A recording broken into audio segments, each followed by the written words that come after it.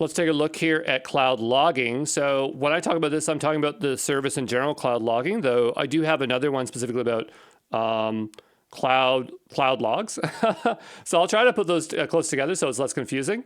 But anyway, so cloud logging is a centralized service for collecting, analyzing, and managing log data in real time, collects logs from multiple sources in a central repository, enables real-time log analysis and tight integration with monitoring, supports platform system and application logs, allows exporting logs to external destinations. In terms of concepts, we have Log Viewer, which displays logs for specific projects, Log Entry, which records events or statuses, Logs, which are a group of collection of entries with defined retention periods.